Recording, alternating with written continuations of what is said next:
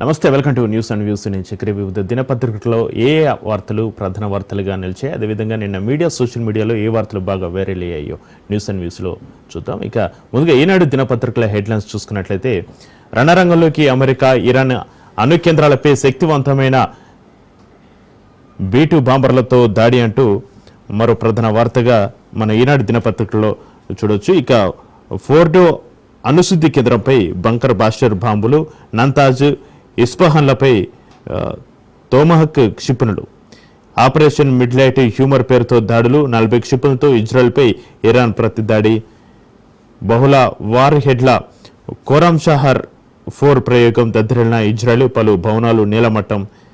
ఇక శాంతించాలని ప్రపంచ దేశాల పిలుపు, చర్చలకు తావేలేదన్న ఇరాన్, ఆ దేశ అధ్యక్షుడు పిజెష్కియాన్తో ఫోన్లో మాట్లాడిన ప్రధాని మోడీ, ఉధృత పరిస్థితులు తగ్గించుకోవాలని సూచన, హర్ముజ్ జలసంధి మూసివేతకు ఇరాన్ యోచన, రవాణాపై ప్రభావం పడే అవకాశం అంటూ ప్రధాన వార్తగా హెడ్లైన్స్ అయితే మనం గమనించవచ్చు. ఇక పశ్చిమాసియా అగ్నికి అమెరికా ఆజ్యం పోసిన పరిస్థితి, నేరుగా యుద్ధ రంగంలోకి దిగింది. ఇజ్రాయెల్కు మద్దతుగా ఇరాన్ అణుశుద్ధి కేంద్రాలే లక్ష్యంగా అత్యంత శక్తివంతమైన బాంబర్లు, క్షిపణులతో విరుచుకుపడింది. 3 అణు కేంద్రాలను ధ్వంసం చేశామని ప్రకటించింది. దీనికి ప్రతీకారంగా ఇజ్రాయెల్పై ఇరాన్ 40 క్షిపణులతో దాడులకు దిగింది. బహుళ వార్ హెడ్ల కోరాం షహర్ 4ను ప్రయోగించింది. దీంతో ఇజ్రాయెల్ దద్దరిల్లింది. పలు భవనాలు నేలమట్టం కూడా అయ్యాయి. పశ్చిమాసియాలో యుద్ధం తీవ్ర రూపం దాల్చడంతో ప్రపంచ దేశాలన్నీ కూడా స్పందించాయి. ఉధృత పరిస్థితులను తగ్గించుకోవాలని, దౌత్య మార్గంలో సమస్యను పరిష్కరించుకోవాలని పిలుపునిచ్చాయి. ఇరాన్ అధ్యక్షుడు పెజెష్కియాన్తో ప్రధాని మోడీ ఫోన్లో మాట్లాడారు. శాంతి యత్నాలకు పిలుపునిచ్చారు. అమెరికా దాడులకు నిరసనగా ప్రపంచ వాణిజ్య మార్గమైన హర్ముజ్ జలసంధిని మూసివేయాలని ఇరాన్ యోచిస్తోంది. దీంతో అంతర్జాతీయ రవాణాకు తీవ్ర విఘాతం కలిగే అవకాశం ఉంది. మరోవైపు ఇరాన్పై యుద్ధం చేసే ఉద్దేశం తమకు లేదని అమెరికా రక్షణ శాఖ వెల్లడించింది. కేవలం అణుస్థావరాల్ని లక్ష్యంగా చేసుకున్నామని తెలిపింది. నాయకత్వాన్ని మార్చాలని ఆలోచన లేదని రక్షణ మంత్రి హీటర్ హెక్సెత్ స్పష్టం చేసిన పరిస్థితి. ఇక అణు కేంద్రాలే లక్ష్యంగా నిన్న యుద్ధం జరిగింది. ఇరాన్లోని ఫోర్డో, నాంతాజ్, ఇస్ఫహాన్ అణు కేంద్రాలపై ఆదివారం తెల్లవారుజామున అమెరికా దాడులు చేసింది. అయితే నిన్న ట్రంప్ శాంతి కావాలో విషాదం కావాలో ఇరాన్ తేల్చుకోవాలి, ఆ దేశం ఇప్పుడు ఖచ్చితంగా యుద్ధానికి ముగింపు పలికేందుకు అంగీకరించాల్సింది అంటూ అమెరికా అధ్యక్షుడు ట్రంప్ నిన్న చేసిన వ్యాఖ్యల్ని మనం గమనించవచ్చు. ఇక ఇస్ఫహాన్ అణు కేంద్రంలో ధ్వంసమైన భవనాలు, ఉపగ్రహ చిత్రాన్ని మనం ఈనాడు దినపత్రికలో ప్రధాన వార్తగా ఈ చిత్రం చూడవచ్చు. అమెరికా దాడితో ఇరాన్లోని ఫోర్డో అణు కేంద్రంలో ఏర్పడిన రంధ్రాలు, వీటిలోంచి దూసుకెళ్లిన బంకర్ బాస్టర్ బాంబుల నేలలోపిత విస్ఫోటం కలిగించాయి. దానికి సంబంధించిన వార్తను కూడా మనం ప్రధాన వార్త చూడొచ్చు. అతిపెద్ద రెడ్ లైన్ను అమెరికా దాటింది అంటూ ఇరాన్ విదేశాంగ మంత్రి అబ్బాస్ అరాక్చి వ్యాఖ్యలు చూసినట్లయితే, అణు చర్చలకు ఇక తావే లేదు, మా దేశానికి తనను తాను రక్షించుకునే హక్కుంది, తదుపరి దారుణ పరిణామాలకు అమెరికాలోని అరాచక ప్రభుత్వ పూర్తి బాధ్యత వహించాల్సిందే. ఆ అణుస్థావరాలపై దాడులు చేయడం ద్వారా అతిపెద్ద రెడ్ లైన్ అమెరికా దాటింది. నిన్ను రష్యా రాజధాని మాస్కోకు వెళ్తున్న ఆ దేశ అధ్యక్షుడు పుతిన్తో చర్చిస్తా అంటూ ఇరాన్ విదేశాంగ మంత్రి అబ్బాస్ అరాక్బీ వ్యాఖ్యలనైతే మనం ఇక్కడ చూడొచ్చు. అనుకున్నంత అవుతుందా? జీవనాడి హర్ముజ్ జలసంధి మూసివేస్తే చమురు కష్టాలు, ఇరాన్తో యుద్ధం చేయం, అణు కేంద్రాలను ధ్వంసం చేస్తాం, అమెరికా రక్షణ శాఖ ప్రకటన అయితే మనం చూడొచ్చు. ఇక పేద విద్యార్థుల ఉపాధికి జీవం అంటూ మరో ప్రధాన వార్త హెడ్లైన్ చూడొచ్చు. లైఫ్ సైన్సెస్ పరిశ్రమలో కొలువులు, ప్రభుత్వ చొరవతో ప్రత్యేక శిక్షణ, 5 ఏళ్లలో 50,000 ఉద్యోగులు లక్ష్యం, తొలి ఏడాది 140 మందికి ఛాన్స్, వీరిలో 83% మంది అమ్మాయిలంటూ హెడ్లైన్స్ చూడొచ్చు. అయితే రానున్న 5 ఏళ్లలో రాష్ట్ర యువతకు జీవశాస్త్రాల రంగంలో 50,000 ఉద్యోగ అవకాశాలు కల్పించాలనే లక్ష్యంతో పరిశ్రమల శాఖ కార్యాచరణ చేపట్టింది. తెలంగాణలో ఫార్మా, బయోటెక్నాలజీ, మెడికల్ డివైజెస్ కంపెనీలు 2,000 వరకు ఉన్నాయి. లైఫ్ సైన్సెస్ రంగంగా పరిగణించే ఈ పరిశ్రమల అవసరాలకు తగ్గట్టుగా కళాశాల స్థాయిలోనే విద్యార్థులకు శిక్షణ ఇప్పించేందుకు పరిశ్రమల శాఖ నడుం కట్టింది. ఇక కంపెనీల భాగస్వామ్యంతో వారి సూచనల మేరకు పాఠ్యాంశాలను బోధిస్తుంది. 2024-25లో ప్రయోగాత్మకంగా ప్రారంభించిన ఈ శిక్షణలో సాయి లైఫ్ సైన్సెస్, ఇక ఆర్జన్ లైఫ్ సైన్సెస్, సింజన్ ఔర్జన్ వంటి ప్రముఖ ఫార్మా కంపెనీలు ప్రత్యేకంగా పాల్గొనే శిక్షణలో synthetic, organic chemistry, drug discovery, తయారీ వంటి కీలక విభాగాల్లో పాఠ్యాంశాల రూపకల్పన, అభ్యర్థుల ఎంపిక, వాల్యుయేషన్ ప్రక్రియలను పరిశ్రమల నిపుణుల సలహాతో పరిశ్రమల శాఖ రూపొందించిన పరిస్థితి. తొలి ఏడాది 140 మందికి శిక్షణ ఇవ్వగా 86% విద్యార్థులు ఫైనల్ ఇంటర్వ్యూ దశకు చేరుకున్నారు. ఇక 72% మంది ఉద్యోగ ఆఫర్లు లేదా ఇంటర్న్షిప్ అవకాశాలు పొందారు. ఉన్నత విద్య కోసమని కొందరు ఇంటర్న్షిప్నకు సిద్ధపడలేదు. ఈ ఏడాది 25-26లో కనీసం 2000 మందికి శిక్షణ ఇవ్వాలని పరిశ్రమల శాఖ నిర్ణయించిన పరిస్థితి. ఇంకా HCA ల్యాబ్లో మెలకువలు తెలుసుకుంటూ విద్యార్థులు అంటూ ఒక చిత్రాన్ని ఈనాడు దినపత్రికలో మనం గమనించవచ్చు. ఇక భవ్యశ్రీ దిగువ మధ్యంతరగతి కుటుంబానికి చెందిన అమ్మాయి. తన తండ్రి వ్యాపారం చేస్తుంటారు. తల్లి గర్భిణి. హైదరాబాద్ నాంపల్లిని వనితా విద్యాలయంలో భవ్యశ్రీ MSc ఆర్గానిక్ కెమిస్ట్రీ చదువుతుంది. 4వ సెమిస్టర్లో ఉండగా తెలంగాణ పరిశ్రమల శాఖ నిర్వహించిన పరీక్షలో ఎంపికై ఫార్మా రంగానికి అవసరమైన శిక్షణ పొందింది. ఇప్పుడు ఒక పెద్ద ఫార్మా కంపెనీలో ఇంటర్న్షిప్నకు ఎంపికైంది. పూర్తిస్థాయి ఉద్యోగ సాధనలో ఆమెకి తొలిమెట్టు. ఇంకా Nikhita saint Francis college, Anand Nizam college, ఇలా వేర్వేరు నేపథ్యాల నుంచి వచ్చిన విద్యార్థులు కూడా ఉద్యోగాలు పొందిన పరిస్థితి. ఇక ప్రజల నమ్మకాన్ని వమ్ము చేసిన కాంగ్రెస్ అంటూ మరో హెడ్లైన్ని చూడొచ్చు. అయితే తెలంగాణ ప్రజల ఆకాంక్షలు బీజేపీతోనే నెరవేరుతాయి. వికసిత భారత్ సంకల్ప సభలో కేంద్ర మంత్రి కిషన్ రెడ్డి వ్యాఖ్యల్ని హెడ్లైన్స్గా తీసుకోవడం జరిగింది. ఇక వికసిత భారత్లో చేతులు కలిపి అభివాదం చేస్తున్న ప్రభాకర్, ఏవిఎన్ రెడ్డి, ఈటల రాజేందర్, విద్యాసాగర్ రావు, సునీల్ బసాల్, కిషన్ రెడ్డి, డాక్టర్ లక్ష్మణ్, చంద్రశేఖర్, ఏలటి మహేశ్వర్ రెడ్డి, అంజిరెడ్డిని మనం చూడొచ్చు. ఇక కాంగ్రెస్, బీఆర్ఎస్ 4 కోట్ల తెలంగాణ ప్రజల ఆకాంక్షలు నెరవేర్చడంలో పూర్తిగా విఫలమయ్యారని, శాసనసభ ఎన్నికలు ఎప్పుడు జరిగినా రాష్ట్రంలో కాషాయ జెండా ఎగరడం ఖాయమని కేంద్ర మంత్రి బీజేపీ రాష్ట్ర అధ్యక్షుడు కిషన్ రెడ్డి అన్నారు. ఇక పేద విద్యార్థుల ఉపాధికి జీవం లైఫ్ సైన్సెస్ పరిశ్రమలో కొలువుననే ప్రధాన వార్తను ఈనాడు దినపత్రికలో కూడా అది వార్తను హైలైట్ చేయడం జరిగింది. ఇక పన్నేతర ఆదాయం పెరగాలి. గత ప్రభుత్వ పథకాలను ఒక్కటి ఆపలేదు. 33,600 కోట్లతో కొత్త సంక్షేమ కార్యక్రమాలు. మంత్రివర్గ ఉపసంఘం సమావేశంలో ఉప ముఖ్యమంత్రి బట్టి విక్రమార్క. నకరికల్లో ఇంద్రమ్మ ఇళ్ల లబ్ధిదారులకు మంజూరు ఉత్తర్వులు అందజేస్తున్న పొంగులేటి, గుత్తా వీరేశం. చిత్రంలో చామల ఐలయ్య. 20 లక్షల ఇంద్రమ్మ ఇల్లు ఇచ్చాకే అసెంబ్లీ ఎన్నికల్లో ఓటు అడుగుతామని కూడా మరి సందర్భంగా తెలపడం జరిగింది. వారా మేమా ఎవరు కావాలో తేల్చి చెప్పండి. కొండ దంపతులపై మీనాక్షిని కలిసిన వరంగల్ ఎమ్మెల్యేలు. ఇక విచారణకు కమిటీ ఏర్పాటు చేయాలని మల్లు రవికి ACC ఆదేశాలు జారీ చేసినటువంటి వార్తను కూడా ప్రధాన వార్తగా మనం చూడొచ్చు. ఇక సాక్షి దినపత్రికలో ఏ వార్తలు ప్రధాన అంశాలుగా నిలిచాయో చూద్దాం.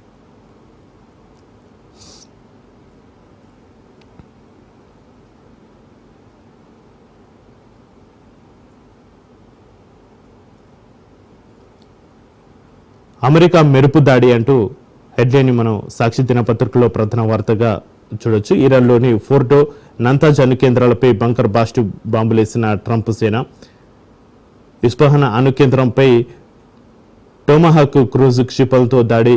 చరిత్ర చూడని స్థాయిలో ప్రతిదాడి చేస్తామన్న ఇరాన్ యుద్ధం ఆపకుంటే మళ్లీ దాడి చేస్తామన్న ట్రంప్. అమెరికా జోక్యంతో బగ్గుమన్న ఇజ్రాయెల్. ఇరాన్ యుద్ధాగ్ని అగ్రరాజ్య దాడిని ఖండించిన ప్రపంచ దేశాలు. ఇరాన్ అధ్యక్షుడితో ప్రధాని మోడీ సంభాషణ. చమురు రవాణాను అడ్డుకుంటూ హోర్ముజ్ జలసంధిని మూసివేసేందుకు సిద్ధమైన ఇరాన్. ప్రపంచం మీద వేలాడుతున్న పెట్రోల్ ధరల కత్తి. సమరంలో పైచేయి కోసం రష్యా, చైనాల సాయానికి ఇరాన్ ప్రయత్నాలు. పుతిన్తో ఇరాన్ విదేశాంగ మంత్రి భేటీ అంటూ ప్రధాన వార్త హెడ్లైన్స్ని మనం చూడొచ్చు. ఇక ఆపరేషన్ మిడ్ నైట్ హ్యామర్ దాడికి పట్టిన సమయం 25 నిమిషాలు. ఇక ప్రయోగించిన విమానాలు B2 స్పిరిట్ హెల్త్ బాంబర్స్. ఒక్కో బాంబు బరువు 13.6 టన్నులు. నిన్న జరిగిన దాడికి సంబంధించిన వివరాలను శాటిలైట్ చిత్రం ద్వారా ఇక్కడ మన సాక్షి దినపత్రికలో చూడొచ్చు. బాహుబలి బాంబు, A3 అణు కేంద్రాలు ఇరుకున పడ్డ ఇరాన్. మాట వినకపోతే మళ్ళీ దాడులు అంటూ డొనాల్డ్ ట్రంప్ వ్యాఖ్యలు. నిర్ణయం అద్భుతం అంటూ నెతన్యాహు తెలిపిన పరిస్థితి. భారత్లో సరిపడా చమురు నిల్వలు. కేంద్ర మంత్రి పూరి చేసినటువంటి వ్యాఖ్యలు ప్రధాన వార్తగా హెడ్లైన్స్లో తీసుకోవడం జరిగింది. ఇక సర్వే నెంబర్లు గాయాబ్ అంటూ మరో హెడ్లైన్ని చూడొచ్చు. 1 కాదు 2 కాదు రాష్ట్రంలోని వ్యవసాయ భూములకు సంబంధించిన 1,00,000కు పైగా సర్వే నెంబర్లు గల్లంతయ్యాయి. పాత రికార్డులో ఉన్న కొత్త రికార్డులోకి ఇవి ఎక్కలేదు. ధరణికి ముందున్న మాన్యువల్ రికార్డులో నమోదైన ఈ సర్వే నెంబర్ని కూడా ధరణి పోర్టల్లో అమల్లోకి వచ్చిన తర్వాత ఆన్లైన్లో నమోదు కాలేదు. దశాబ్దాలుగా సాగు చేసుకుంటున్న తమ భూముల సర్వే నెంబర్లు కనిపించకపోవడంతో ఆయా సర్వే నెంబర్లలో భూమి ఉన్న రైతాంగం దిక్కుచూచని స్థితిలో పడిపోయింది. ఇప్పటికే పలుమార్లు దరఖాస్తులు చేసుకున్న ఫలితం లేకపోవడం, సమస్యకు పరిష్కారం లభించకపోవడంతో ఇటీవల రాష్ట్ర వ్యాప్తంగా జరిగిన భూభారతి సదస్సులో ఈ రైతులందరూ మరోమారు దరఖాస్తు చేసుకున్నారు. ఈ నెల 3వ తేదీ నుంచి 20వ తేదీ వరకు రాష్ట్రంలోని 561 మండలాల్లో ఉన్న 10,239 రెవెన్యూ గ్రామాల్లో నిర్వహించిన ఈ సదస్సులో మొత్తం 8,999 దరఖాస్తులు రాగా అందులో తమ భూముల సర్వే నెంబర్లు మిస్ అయ్యాయంటూ ఏకంగా 1,26,028 దరఖాస్తులు రావడం గమనించాల్సిన పరిస్థితి. ఈ మొత్తం దరఖాస్తులో 15% సర్వే నెంబర్ల మిస్సింగ్ దరఖాస్తులే కావడం గమనార్హం. రెవెన్యూ రికార్డులకు సంబంధించి కీలకమైన భూమి గుర్తింపు సంఖ్య అయిన సర్వే నెంబరే లేకుండా పోవడంపై రైతులు ఆందోళన వ్యక్తమవుతుంది. మొత్తం 8 లక్షలకు పైమాటే అనే మాట కూడా వినిపిస్తుంది. రాష్ట్రంలో భూ సమస్యల పరిష్కారం పేరిట ధరణి పోర్టల్ అమలుకి వచ్చి 4 ఏళ్లు దాటిపోయింది. ఆ పోర్టల్ను రద్దు చేసి భూభారతి అమల్లోకి తెచ్చి కూడా 2 నెలలైంది. కానీ రాష్ట్ర రైతాంగం చేతిలో ఉన్న వ్యవసాయ భూములకు సంబంధించి ఇంకా లెక్కలేనన్ని సమస్యలు మిగిలి ఉన్నాయని భూభారతి సదస్సులో వచ్చిన దరఖాస్తుల గణాంకాలు స్పష్టం చేస్తున్నాయి. దానికి సంబంధించిన వార్తనైతే ప్రధాన వార్తగా ఇక్కడ చూడొచ్చు. ఇక లైవ్ లొకేషన్ తరహాలో తపాలా డిస్పిన్ ప్రతి 16 చదరపు మీటర్లకు ప్రత్యేక డిజిటల్ పిన్ నెంబర్ అత్యవసర సేవల్లో తక్షణ సాయం అందించేందుకు దోహదం ప్రభుత్వ విభాగాల పోర్టల్తో అనుసంధానించేందుకు రాష్ట్ర ప్రభుత్వానికి తపాలా శాఖ విజ్ఞప్తి. ఇక ఇంటి చిరునామా స్థానంలో డీసీపీ సులభంగా అడ్రస్ గుర్తించేందుకు వీలు. IIT Hyderabad national remote sensing ఏజెన్సీల సంయుక్త కృషి గూగుల్తో అనుసంధానం అంటూ లైవ్ లొకేషన్ తరహాలో తపాలా డీజీపీను తీసుకొస్తున్నటువంటి పరిస్థితిని ప్రధాన వార్తగా సాక్షి దినపత్రికలో మనం చూడొచ్చు. ఇక A1 చంద్రబాబు ప్రభుత్వమే అంటూ మరో హెడ్లైన్ని ప్రధాన వార్తగా చూడొచ్చు. వైఎస్ జగన్ పర్యటనలో భద్రతా ఏర్పాట్లు కుట్రపూరిత నిర్లక్ష్యం, Z+ కేటగిరీ భద్రత ఉన్న ఉద్దేశపూర్వక నిర్లక్ష్యం, ఆయన వాహనంపైకి దండెత్తుతున్న టీడీపీ అసాంఘిక శక్తులు, సింగే మృతి ఉదంతాన్ని వక్రీకరిస్తూ కుతంత్రం, వైఎస్ జగన్ వాహనం ఢీకొని సింగే మృతి చెందినట్టు ప్రకటన. అదే వాస్తవమైతే జగన్ భద్రతలో ప్రభుత్వ నిర్లక్ష్యం వహించినట్టే, పైలట్ వాహనాలు, రోపు పార్టీ పోలీసులు లేరని ప్రభుత్వం ఒప్పుకున్నట్టే, వైఎస్ జగన్ భూస్థాపితం చేస్తానన్న బాబు కుట్రలో భాగమే ఇదా అంటూ క్వశ్చన్ మార్కు పెట్టిన పరిస్థితి. లేదా వైఎస్ జగన్ ప్రజాదరణను ఓర్వలేక ఈర్ష్యతో డైవర్షన్ పాలిటిక్సా, ఏది నిజమో సమాధానం చెప్పు చంద్రబాబు పక్క కుతంత్రంతో వైఎస్ జగన్పై అక్రమ కేసు, జగన్కు విశేష జనాదరణతో చంద్రబాబు బెంబేలు అంటూ హెడ్లైన్స్ని అయితే మనం సాక్షి దినపత్రికలో చూడొచ్చు. ఇక హైదరాబాద్ బెంగళూరు డిఫెన్స్ కారిడార్, పాలమూరులో బ్రహ్మోస్ క్షిపణి తయారీ కేంద్రానికి అడుగులు అంటూ మరో ప్రధాన వార్తని గమనించవచ్చు సాక్షి దినపత్రికలో. ఇక దేవరకద్రలోని చౌదరపల్లి బసాయిపల్లి మధ్య 497 ఎకరాల భూమి లభ్యత, డిఆర్డిఎల్ శాస్త్రవేత్తల స్థల పరిశీలన అనుకూలంగా ఉందని వెల్లడి. యూనిటీ ఏర్పాటైతే క్షిపణి విడిభాగాల తయారీ పరిశ్రమలకు అవకాశం, ప్రత్యక్షంగా పరోక్షంగా సుమారు 10,000 మంది స్థానికులకు ఉపాధి ఉండనుంది అంటూ మనకి తెలుస్తుంది. ఇక దేవరకద్ర సమీపంలోని చౌదరపల్లి వద్ద ఉన్న ప్రభుత్వ స్థలాన్ని ఇక్కడ సాక్షి దినపత్రికలో చూపించడం జరిగింది. ఇక తెలంగాణలో డిఫెన్స్ ఇండస్ట్రియల్ కారిడార్ ఏర్పాటుకు రంగం సిద్ధమైంది. దేశంలో ఇప్పటి వరకు 2 డిఫెన్స్ కారిడార్లు ఉన్నాయి. ఒకటి తమిళనాడు, ఇంకొకటి ఉత్తరప్రదేశ్లో ఉన్నాయి. రెండో కారిడార్కు సంబంధించి గతంలోనే రాష్ట్రానికి అవకాశం వచ్చినా చివరిలో యూపీకి తరలిపోయింది. తాజాగా 3వ కారిడార్ను తెలంగాణలో ఏర్పాటు చేసే దిశగా కేంద్ర ప్రభుత్వం సన్నాహాలు చేస్తున్నట్లుగా తెలుస్తుంది. ఈ మేరకు పాలమూరులో బ్రహ్మోస్ క్షిపణి తయారీ యూనిట్ ద్వారా హైదరాబాద్ బెంగళూరుకు డిఫెన్స్ కారిడార్కు మార్గం సుగమం అయ్యేలా రాష్ట్ర ప్రభుత్వం అడుగులు వేస్తుంది. దేవరకద్రలో బ్రహ్మోస్ యూనిట్ ఏర్పాటుతో బ్రహ్మోస్ క్షిపణి తయారీ కేంద్రం హైదరాబాద్లో ఉన్న విషయం తెలిసిందే. ఈ యూనిట్ను విస్తరించాలని ఎప్పటి నుంచో ప్రయత్నాలు జరుగుతున్నా అక్కడ భారీగా భూములు అందుబాటులో లేవు. బ్రహ్మోస్ క్షిపణి తయారీ యూనిట్కు సుమారు 350 నుంచి 400 ఎకరాల వరకు స్థలం అవసరం అవగా అందుకోసం అన్వేషణ కొనసాగుతుంది. సీఎం రేవంత్ రెడ్డి చొరవతో defence research and development laboratories DRDL BrahMos శాస్త్రవేత్తల బృందం ఇటీవల ఉమ్మడి మహబూబ్ నగర్ జిల్లా దేవరకద్ర నియోజకవర్గ పరిధిలోని భూములను పరిశీలించింది. దీంతో బ్రహ్మోస్ క్షిపణి తయారీ యూనిట్తో పాటు హైదరాబాద్ బెంగళూరు డిఫెన్స్ కారిడార్ ఏర్పాటు అంశం తెరపైకి వచ్చిన వార్తనైతే ప్రధాన వార్తగా సాక్షి దినపత్రికలో చూడొచ్చు. ఇక తనిఖీలతో బోధనెల పాఠశాలల పర్యవేక్షణకు సీనియర్ టీచర్లు అంటూ మరో హెడ్లైన్ని సాక్షి దినపత్రికలో చూడొచ్చు. ఇక 2000 మంది టీచర్లకు కొత్త బాధ్యతలు, కొత్త విధానంపై ఉపాధ్యాయుల అసంతృప్తి, పైరవీలకు ద్వారాలు తెరుస్తున్నారనే ఆరోపణలు, పాఠాలు చెప్పేందుకు టీచర్ల కొరత రాదా, విద్యాశాఖపై ఉపాధ్యాయ సంఘాల మండిపాటు, ప్రభుత్వ పాఠశాలలో తనిఖీలకు టీచర్లని నియమిస్తూ విద్యాశాఖ ఇచ్చిన ఉత్తర్వులు దుమారం రేపుతున్నాయి. టీచర్ల సంఘాలు దీన్ని అనాలోచిత నిర్ణయమని విమర్శిస్తున్నాయి. ఈ నిర్ణయం పాఠశాలలో టీచర్ల కొరతను మరింత పెంచుతుందని, పైరవీలకు ద్వారాలు తెరిచినట్టే అవుతుందని పలువురు టీచర్లు వాపోతున్న పరిస్థితి. ఈ విధానంపై పాఠశాల విద్యా ఉన్నతాధికారులు కూడా పెదవి విరుస్తున్నారు. ఇప్పటివరకు ఉన్నతాధికారులకే రాష్ట్రంలో 24,000కు పైగా ప్రభుత్వ పాఠశాలలు ఉన్నాయి. వీటి పర్యవేక్షణకు ప్రతి మండలంలో మండల విద్యాధికారులు ఉంటారు. సాధారణంగా ప్రధాన ఉపాధ్యాయుడికే పదోన్నతి కల్పించి ఎంఈఓగా నియమిస్తారు. గత ఏడాది వరకు ఒక్కో హెచ్ఎంకు 5 మండలాల వరకు పర్యవేక్షణ బాధ్యత ఉండేది. గత సంవత్సరం పదోన్నతుల కారణంగా ఒక్కో మండలానికి ఒక్కో ఎంఈఓ వచ్చారు. వీరితో పాటు మండల రిసోర్సు పర్సన్స్ కూడా ఉంటారు. వీళ్ళంతా పాఠశాలను తనిఖీ చేసి జిల్లా విద్యాధికారికి ప్రతి నెల నివేదిక ఇస్తారు.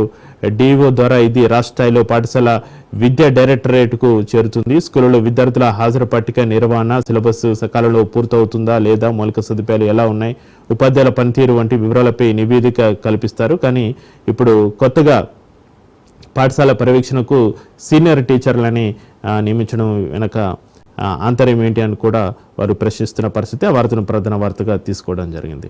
ఇక ఆంధ్రజ్యోతిలో ఏ వార్తలు ప్రధాన అంశాలుగా నిలిచాయో మెయిన్ హెడ్లైన్స్ ఒకసారి చూద్దాం.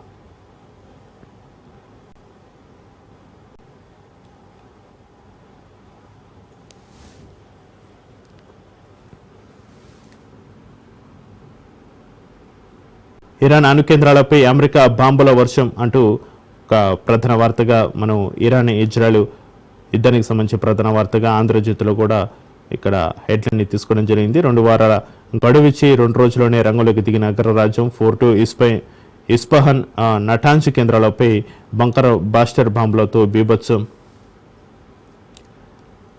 ఒక్క ఫోర్టుపైనే 12 GBU-57 బాంబులు, 30 దాకా తొమాహక్ క్షిపణులతో దాడులు. ఇరాన్ అణు కార్యక్రమాన్ని నాశనం చేశాం. దాడుల తర్వాత వైట్ హౌస్లో ట్రంప్ పర్యటన. అధికారం మార్పిడి తర్వాతే శాంతి స్థాపన. ఇరాన్ నాయకత్వ మార్పుపై నెతన్యాహు ప్రతీకారం తప్పదన్న ఇరాన్. రష్యాతో చర్చలు. అగ్రరాజ్యం అణ్వస్త్ర ఒప్పందాన్ని ఉల్లంఘించింది. అణు ఒప్పందం నుంచి వైదొలుగుతామంటుంది ఇరాన్. అత్యంత సురక్షిత బంకర్కు తరలిన ఖమేనీ. ఇజ్రాయెల్పై భీకర దాడులు చేస్తున్న ఇరాన్. టెలి అవిన్, హైఫా, గబిలి, క్రయేట్, ఆరాలో నష్టం. ఇరాన్పై కొనసాగిన ఇజ్రాయెల్ దాడులు అంటూ ప్రధాన వార్త హెడ్లైన్స్గా మనం ఆంధ్రజ్యోతిలో ఈ వార్తను గమనించవచ్చు. ఇక నోబెల్ శాంతి బహుమతికి ట్రంప్ పేరును పాక్ ప్రభుత్వం ప్రతిపాదించిన మర్నాడే ఇరాన్పై దాడి. ఇజ్రాయెల్ ప్రధాని నెతన్యాహుతో ట్రంప్ ఫైల్ ఫోటోను మనం ఇక్కడ గమనించవచ్చు. ఎన్నో దేశాలు సిద్ధం. రష్యా మాజీ అధ్యక్షుడు మెద్వదేవ్ వ్యాఖ్య. ఇరాన్లో రేడియేషన్ ముప్పు లేదు అంటుంది IAEA. ఇక ఐరాస ఆందోళన దాడిని ఖండించిన పాక్, ఐరాసను ఆశ్రయించిన రష్యా, చైనా, పాక్ అంటూ ఈ హెడ్లైన్స్ని మనం చూడొచ్చు. ఇక పెళ్ళైన నెలకే భర్తను చంపిన భార్య అంటూ ఒక వార్తని ప్రధాన వార్తగా హెడ్లైన్స్లో తీసుకోవడం జరిగింది. నువ్వంటే ఇష్టమని బతిమలాడి వివాహం చేసుకున్న యువతి ఇప్పటికే ఆమెకు ఒక బ్యాంకు ఉద్యోగితో సంబంధం. అతడే సుపారీ ఇచ్చి హత్య చేయించినట్టుగా సమాచారం. 5 రోజుల క్రితం గద్వాల్లో అదృశ్యమైన తేజేశ్వర్ ఏపీలోని పాణ్యం వద్ద అతడి మృతదేహం లభ్యం. హత్యకు నిందితురాలు ఐశ్వర్య తల్లి సహకారం. పోలీసుల అదుపులో పలువురు నిందితులు ఉన్నట్టుగా తెలుస్తుంది.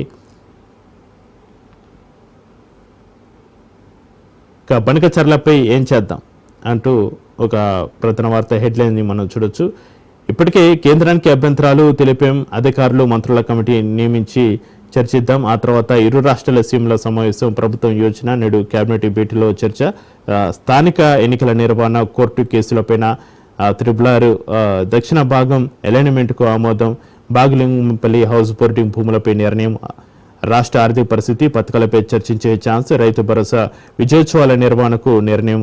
నేటి కేబినెట్ భేటీకి 3 కొత్త మంత్రులు హాజరు కానున్నారు అంటూ వార్తనైతే మనం ప్రధాన వార్తగా చూడొచ్చు. అయితే గోదావరి నదిపై ఆంధ్రప్రదేశ్ ప్రభుత్వం ప్రతిపాదించిన గోదావరి పనకచర్ల ప్రాజెక్టు విషయంలో రాష్ట్రం తరపున తీసుకోవాల్సిన చర్యలు, అవలంబించాల్సిన విధానాలపై తెలంగాణ ప్రభుత్వం కీలక నిర్ణయం తీసుకునుంది. ఇప్పటికే ఈ ప్రాజెక్టుకు అనుమతి ఇవ్వద్దంటూ కేంద్రానికి విజ్ఞప్తి చేసింది. అసలు Banakacherla project pre feasibility report పిఎఫ్ఆర్ను కేంద్రానికి ఇచ్చే ముందే ఏపీ సర్కారు తెలంగాణతో చర్చించి ఉంటే వివాదమే ఉండేది కాదంటూ సీఎం రేవంత్ రెడ్డి ఇటీవల ఢిల్లీలో విలేకరులతో ఇష్టగోష్ఠిలో వ్యాఖ్యానించిన విషయం అందరికీ తెలిసిన విషయమే. ఇక దానికి సంబంధించిన వార్తనైతే ఇందులో ఆంధ్రజ్యోతిలో ప్రధాన వార్తగా తీసుకోవడం జరిగింది. అయితే కాంగ్రెస్లో మేము ఉండాలా కొండ దంపతుల మురళి వ్యాఖ్యలపై కాంగ్రెస్ కార్యకర్తల ఆగ్రహం. మీనాక్షి నటరాజన్కు వరంగల్ ఎమ్మెల్యే ఫిర్యాదు. క్రమశిక్షణ తప్పితే ఎంతవారైనా చర్యలే అంటున్నారు మీనాక్షి నటరాజన్. రేపు క్రమశిక్షణ కమిటీ భేటీ అంటూ మరో ప్రధాన వార్తగా మనం చూడొచ్చు. కాంగ్రెస్లో కొండ దంపతుల ఇష్యూకు సంబంధించి రప్పరప్ప ఫ్లెక్సీలతో షో చేస్తే భయపడతామా అంటూ మరో హెడ్లైన్ని మనం చూడొచ్చు. నెక్రికల్లో పొంగులేటి వ్యాఖ్యల్ని ప్రధాన వార్తగా తీసుకోవడం జరిగింది. కాళేశ్వరం అంశాన్ని పక్కదారి పట్టించేందుకే హరీష్ సభ్యుల ఫ్లెక్సీలు. బనకచర్ల పాపం బీఆర్ఎస్దే 2016లోని ఆ ప్రాజెక్టుకు జీవో. కేసీఆర్ మొక్కులు తీరుస్తున్న ముఖ్యమంత్రి రేవంత్ రెడ్డి అంటూ పొంగులేటి వ్యాఖ్యల్ని ప్రధాన వార్తగా హెడ్లైన్స్లో తీసుకోవడం జరిగింది. ఆగస్టు కల్లా భూపార్తి అర్జీలకు పరిష్కారం అంటూ మంత్రి పొంగులేటి. ఇక వెలుగు దినపత్రికలో ఏ వార్తలు ప్రధాన వార్తలుగా నిలిచాయో వెలుగు దినపత్రిక ఒకసారి చూద్దాం. వెలుగు దినపత్రికలో కూడా ఇరాన్ ఇజ్రాయెల్ యుద్ధానికి సంబంధించి హెడ్లైన్స్ తీసుకోవడం జరిగింది. ఇరాన్పై అమెరికా ఏటాకు, బంకర్ బాస్టర్ బాంబులు, మిసైల్తో 3 అణు కేంద్రాల పీల్చివేత. తగ్గపోతేనే మరిన్ని దాడులు తప్పవని ట్రంప్ హెచ్చరిక. అమెరికా ప్రారంభిస్తే తాము ముగిస్తామన్న ఇరాన్. తమ అణు కార్యక్రమాన్ని ఆపే ప్రసక్తి లేదని ప్రకటన. అమెరికా పెద్ద తప్పు చేసింది, మూల్యం చెల్లించుకోవాల్సిందే. ఇకపై ప్రతి అమెరికన్ టార్గెట్ చేస్తామని హెచ్చరిక. ఇజ్రాయెల్పై 40 మిసైళ్లతో ప్రతీకార దాడి. అమెరికా ఇజ్రాయెల్లో హై అలర్ట్ అంటూ ప్రధాన వార్తగా మనం చూడొచ్చు. అయితే అమెరికా నిన్న ఎంటర్ అయింది ఈ యుద్ధంలోకి. దానికి సంబంధించిన వార్తని అక్కడ శాటిలైట్ చిత్రాలతో సహా మనం వెలుగు దినపత్రికలో చూడొచ్చు. అమెరికా దాడిని ఖండించిన పాక్ ఒకరోజు ముందే ట్రంప్ను నోబెల్కి నామినేట్ చేస్తూ నిర్ణయం అంటూ హెడ్లైన్ చూడొచ్చు. ఆదాయం పెంచండి, సంక్షేమ పథకాలకు సరిపడా రాబడి రావాలి అంటూ డిప్యూటీ సీఎం బట్టి విక్రమార్క వ్యాఖ్యల్ని ప్రధాన హెడ్లైన్స్గా ఇందులో తీసుకోవడం జరిగింది. రియల్ ఎస్టేట్ పుంజుకోవడం మంచి సంకేతం. నాన్ ట్యాక్స్ రెవెన్యూ కేంద్ర నిధులపై దృష్టి పెట్టండి, ప్రజలపై ఎలాంటి భారం మోపొద్దని అధికారులకు ఆదేశం. రాష్ట్ర వ్యాప్తంగా 136,000 కోట్ల పనులు జరుగుతున్నాయి. సంక్షేమానికి ఇప్పటికే 33,600 కోట్లు కేటాయించినట్టుగా వెల్లడి. సంక్షేమ పథకాలకు లోటు లేకుండా రాష్ట్ర ఆదాయం పెంచాలని అధికారులను డిప్యూటీ సీఎం బట్టి విక్రమార్క ఆదేశించారు. ప్రజలపై భారం మోపకుండా నాన్ ట్యాక్స్ రెవెన్యూ పెంచడంతో పాటు కేంద్ర నిధులను సాధించుకోవాలని సూచించారు. ఆదివారం సెక్రటరియట్లో డిప్యూటీ సీఎం బట్టి విక్రమార్క అధ్యక్షతన నిధుల సమీకరణ, మౌలిక వసతుల కల్పన, పెండింగ్ పనులపై మంత్రుల కమిటీ సమావేశమైంది. దానికి సంబంధించిన వార్తనైతే ప్రధాన వార్తగా తీసుకోవడం జరిగింది. ఈరోజు క్యాబినెట్ మీటింగ్, బనకచర్ల స్థానిక ఎన్నికల ఇరిగేషన్ ప్రాజెక్టులపై చర్చ అంటూ ఈరోజు మీటింగ్ సంబంధించి క్యాబినెట్ మీటింగ్ ఉంటుంది. తెలంగాణ క్యాబినెట్ మీటింగ్ సంబంధించిన వార్తను కూడా ప్రధాన వార్తగా వెలుగు దినపత్రికలో తీసుకోవడం జరిగింది. కాక స్ఫూర్తితో పనిచేస్తా, పేదల సంక్షేమానికి కృషి చేస్తా మంత్రి వివేక్ వెంకటస్వామి. మాలల ఆత్మగౌరవంతో బతకాలి, అందరూ కలిసికట్టుగా ఉండాలని పిలుపు. జాతీయ షెడ్యూల్ కులాల హక్కుల పరిరక్షణ సంఘం ఆధ్వర్యంలో మంత్రికి నిన్న సన్మానం జరిగిన పరిస్థితి. ఇక కాళేశ్వరంపై పార్టీ స్టాండే మా స్టాండ్, గతంలో మోడీ అమిత్ షా చెప్పింది బీజేపీ విధానం అంటున్నారు బండి సంజయ్. దానికి సంబంధించిన వార్తను కూడా ప్రధాన వార్తగా తీసుకోవడం జరిగింది. పార్టీ లైన్కు భిన్నంగా మాట్లాడే వాళ్ళ సంగతి హైకమాండ్ చూసుకుంటుంది. తుమ్మిడిహట్టి దగ్గర 165 టీఎంసీల నీటి లభ్యత ఉందని సిడబ్ల్యూసీ రిపోర్ట్ ఇచ్చింది. 38,000 కోట్లతోనే పూర్తయ్యే ప్రాజెక్టును 1,20,000 కోట్లకు పెంచారు. కమిషన్ల కోసం కేసీఆర్ ప్రాజెక్టు డీసీని మార్చారని కేంద్ర మంత్రి ఆరోపణలను ప్రధాన వార్తగా తీసుకోవడం జరిగింది. ఇక అప్లికేషన్స్ రిజెక్ట్ చేస్తే కారణం చెప్పాల్సిందే, భూ సమస్యల దరఖాస్తులపై సర్కార్ నిర్ణయం అంటూ ఒక హెడ్లైన్ మనం చూడొచ్చు. ఇష్టం వచ్చినట్టు అప్లికేషన్లు తిరస్కరిస్తున్న అధికారులు, వెలువెత్తుతున్న ఫిర్యాదులు. తిరస్కరణకు లిఖితపూర్వకంగా కారణం చెప్పాలన్న సర్కార్ రెవెన్యూ సదస్సులో రాష్ట్ర వ్యాప్తంగా 8 లక్షలకు పైగా దరఖాస్తులు. ప్రభుత్వ నిర్ణయంతో రైతులకు కొంత మేలు జరిగే అవకాశం అంటూ ప్రధాన వార్తగా ఈ వార్తను తీసుకోవడం జరిగింది. ఇక నమస్తే తెలంగాణలో ఏ వార్తలు ప్రధాన వార్తలుగా నిలిచాయో హెడ్లైన్స్ ఒకసారి చూద్దాం. ఇరాన్పై అమెరికా భీకర దాడి, 3 అణు కేంద్రాలపై విరుచుపడిన అగ్రరాజ్యం. భూగర్భ న్యూక్లియర్ ప్లాంట్ లక్ష్యంగా భారీ దాడులు. హర్ముజ్ జలసంధి మూసివేత. ఇరాన్ పార్లమెంటు నిర్ణయం. ప్రపంచ ఆయిల్ అవసరాల్లో 20% ఇక్కడి నుంచి రవాణా. చమురు ధరలు పెరిగే అవకాశం, భారత్పై ప్రభావం తక్కువే అంటూ అయితే చమురు ధరలు పెరిగితే భారత్ పైన ప్రభావం తక్కువే అంటూ కూడా హుర్ముజ్ జలసంధి మూసివేత తర్వాత పరిణామాలను అయితే నమస్తే తెలంగాణలో ఈ వార్తను ప్రధాన వార్తగా చెప్పడం చూపించడం జరిగింది. ఇక అడవి బిడ్డలపైకి బుల్డోజర్, కాంగ్రెస్ సర్కారు దౌర్జన్యం, అడవి బిడ్డలు బట్టలు చింపి బూటికలతో తన్ని దాష్టికం అంటూ ప్రధాన వార్తగా తీసుకోవడం జరిగింది. ఆదివాసుల సాగు భూమి ఆక్రమించి కందకాల తవ్వకం అడ్డొచ్చిన మహిళలపై అటవీ శాఖ సిబ్బంది దాడులు, అమానుషంగా అసభ్యంగా ప్రవర్తించిన అధికారులు, బుర్గం పహాడి ఘటనలో దవకాల పాలైన మహిళలు, ప్రభుత్వం అండుతోనే పొడిపై దుందుడుకుడు చర్యలు, ఇంత జరిగినా దాడి చేసిన వారిపై చర్యలు చేపట్టిన వైనం, కాంగ్రెస్ సర్కారు తీరుపై జాతీయ స్థాయిలో విమర్శలు, నేడు బాధితులను పరామర్శించనున్న బీఆర్ఎస్ నేతలు అంటూ హెడ్లైన్స్ అయితే మనం గమనించవచ్చు నమస్తే తెలంగాణలో. ఇక అడవి మాటన బతికే ఆదివాసీ గిరిజనులపై ఇటు తెలంగాణలోని కాంగ్రెస్ ప్రభుత్వం బుల్డోజర్ రాజ్ను అమలు చేస్తుంటే, మరోవైపు కేంద్రంలోని బీజేపీ సర్కారు ఆపరేషన్ కగారు పేరిట వారిపై ఉక్కుపాదం మోపుతున్నదని, ప్రపంచానికి దూరంగా అడవిలో బతుకుతున్న అభాగ్యుల జీవితాలను ఆగం చేస్తున్నాయని ప్రధాన వార్తగా తీసుకోవడం జరిగింది. ఇంకా ఆదాయం అధోముఖం 2015-16లో 56% పైగా వృద్ధి, 2024-25లో వృద్ధి 6% లోపే గాడి తప్పిన తెలంగాణ రాష్ట్ర ఆదాయాలు, నాన్ ట్యాక్సీ రెవెన్యూ పెంచడంలో విఫలం, నిధుల కొరతతో అల్లాడుతున్న పలు శాఖలు, మొత్తంగా తెలంగాణ ఆర్థిక వ్యవస్థ గందరగోళం, ఆదాయం పెంచాలని infrastructure and capital sub committee భేటీలో బట్టి పిలుపునిచ్చారు.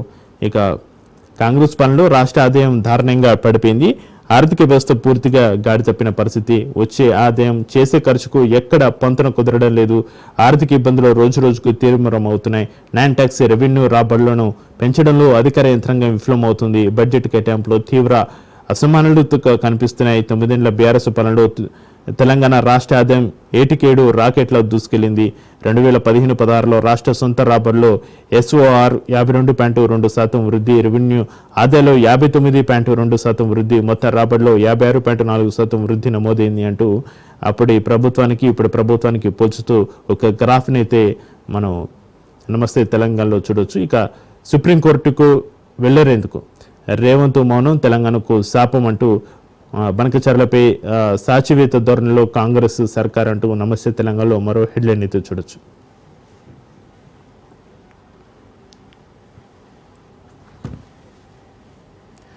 ఇది ఇవాల్టి న్యూస్ అండ్ వ్యూస్. చూస్తూనే ఉండండి రాష్ట్రంలో.